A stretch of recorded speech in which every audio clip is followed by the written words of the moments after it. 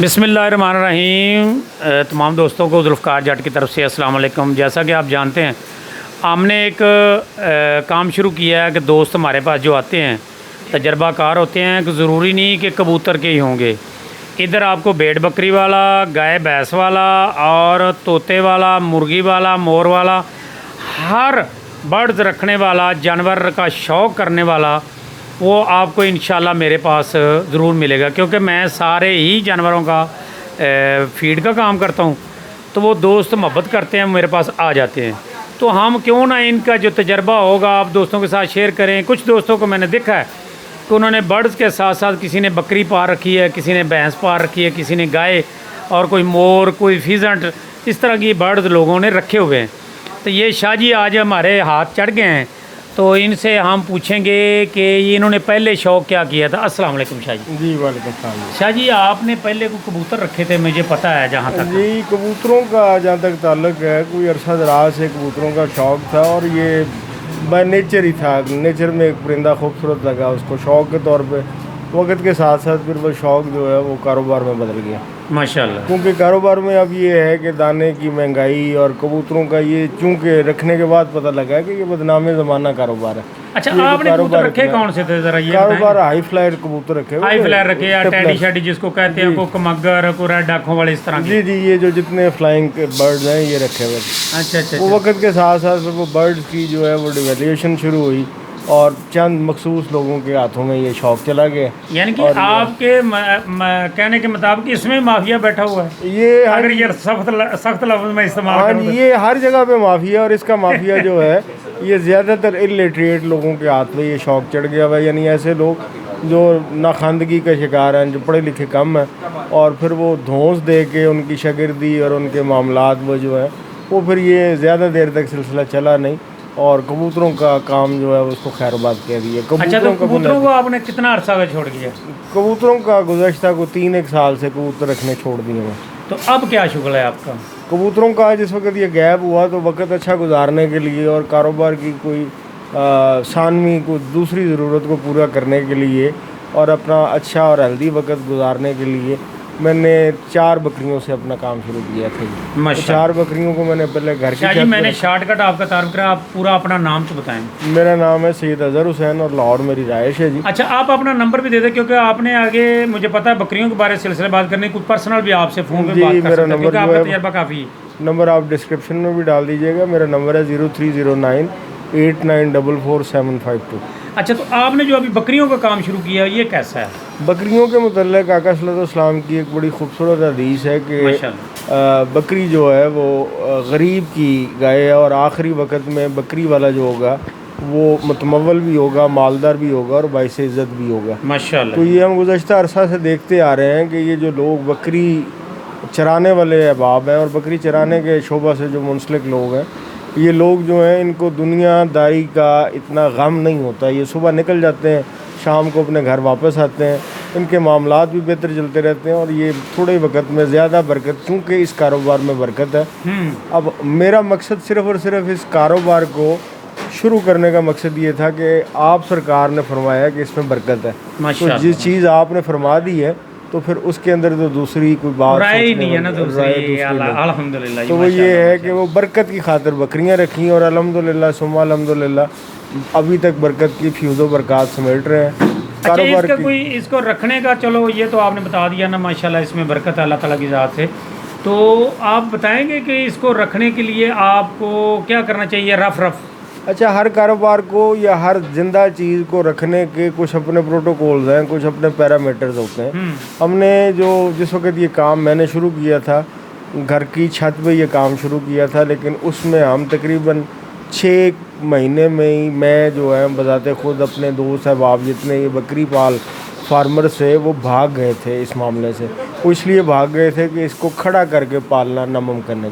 یعنی کہ آپ کا کہنے کا مطلب ہے چھت پر جو یوٹیوب پر اکثر بتا دیتے ہیں بھئی 5 مرلے کی چھت میں کروڑوں کا بزنس، لاکھوں کا بزنس، یعنی کہ وہ پتہ نہیں کیوں اس طرح بتا رہے ہیں، جبکہ آپ کے کہنے کے مطابق بکری کھڑا کر کے پالنا ناممکن ہے جب تک اس کو تھوڑا سا گھمایا پھرایا نہ جائے۔ اصل میں اس کا یہ ہے کہ یہ جو بکری بنیادی طور پہ ग्रेजिंग का जानवर, और ऐसे ग्रेजिंग का जानवर है कि ये चीज़ों को सिलेक्टिवली खाती है, मुंतखब चीज़ों को थोड़ी थोड़ी खाती है और सारा दिन खाती रहती है। इसकी कभी भी आप 15 मिनट में, 20 मिनट में या आधे घंटे के अंदर ज़रूरत पूरी नहीं कर सकते।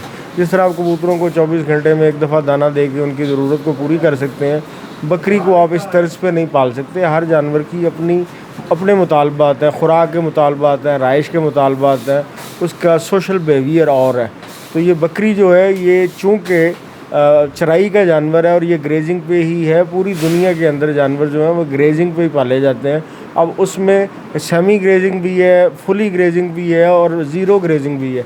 ज़ीरो ग्रेजिंग के अंदर वो जानवर पाले जाते हैं जिनके कद छोटे होते हैं। तो हमारे पास पाकिस्तान के अंदर जो बकरी पाली जाती है उसका कद ज़्यादा है, तो ज़्यादा कद वाला जो जानवर है उसको आप ग्रेजिंग पे ही उसका मैक्सिमम जो बॉडी फ्रेम है, बॉडी स्ट्रक्चर है, उसको पूरा कर सकते हैं। इसकी इनकम के बारे में थोड़ा सा गाइड करें कि कुछ दोस्त जो है ना, मैं अभी किसी को निशाना नहीं बनाऊंगा, कुछ दोस्त ऐसे कह देते हैं ये जी ऐसे चुटकियों में इतना प्रॉफिट, वैसे मैक्सिमम आपको ये काम करने में या इसकी इनकम लेने में कितने साल लग सकते हैं? अच्छा, थोड़े लफ्ज़ों में इसको जो मैंने अभी तक को 3-4 साल में जो इससे मैंने सीखा है, वो मैंने तो यही सीखा है कि इस जानवर को अगर आप इस हवाले से देखें कि बकरी तब तक दुनिया से नहीं जाती जब तक वो अपनी जानशीन पैदा नहीं करती। इसका मतलब है कि हर जानवर जो 1 से 2 और 2 से 4 होने की सलाहियत रखता है, अगर उसको पालने का तरीका आ जाए तो ये बरकत वाला काम है और ये कारोबारी फिजिबिलिटी है।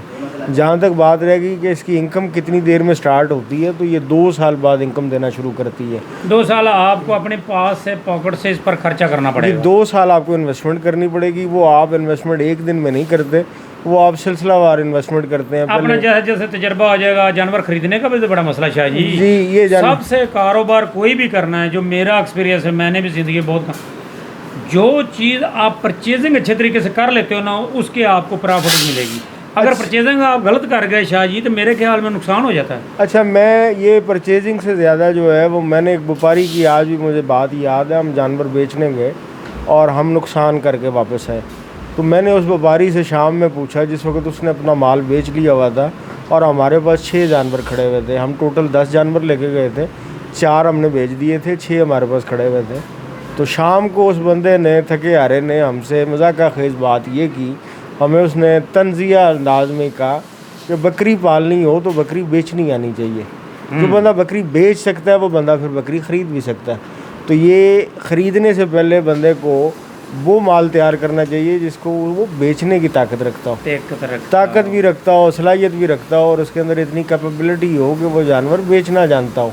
बकरी या कोई भी जानवर तैयार हो जाता है। कोई तैयारी में अगर अल्लाह पाक की मदद शामिल हाल रहे और आपके मामलात अल्लाह से ठीक रहे और जानवर पालने का आपको तरीका आ जाए, तो ये जानवर बच जाते हैं, बन जाते हैं और ये 1 से 2, 2 से 4 हमारे जो असल में यंग जनरेशन में जो कुछ लोग शौकीन हैं, जो पैसा भी रखते हैं, उनके पास पैसा भी होता है, उनके वसाइल इस काबिल होते हैं, लेकिन वो समझें कि बेरोज़गारी की वजह से यानी कि मुल्क में कोई इतने काम नहीं है, इतनी मतलब एफर नहीं है काम की, तो वो काम ऐसा करना चाहते हैं, थोड़ा थोड़ा उनको शौक़ होता है, तो वो अचानक ही इस काम में कूद पड़ते हैं ना, बकरी के काम में या किसी और में। हम बकरी की बात कर रहे हैं, तो वो उनको मेरा जो ख्याल है, उनको चंद दिन मंडी में वैसे ही जाना चाहिए, चंद दिन मंडी में घूमें फिरें। वो ज़्यादातर लोग क्या करते हैं, वो बड़े फार्मर पर चले जाते हैं, विज़िट करते हैं, वो मार खा चुका होता है, वो सारा वो मोटी मोटी चीज़ें बता देता है, उसमें हमें प्रॉफिट नज़र आता है, नुकसान कहीं भी नज़र नहीं आता। अच्छा, मैं आपकी बात कोई बड़ा करता हूँ। हम जिस वक्त ये पहले हमने काम शुरू किया है, मैंने और मेरे एक दोस्त ने शुरू किया, वो फिर उसके बाद वो अलहदा हो गया, चूँकि इसके अंदर उसने देखा कि जी मैं अब प्रॉफिट शेयरिंग क्यों करूँ, मैं इंडिविजुअल काम करता हूँ।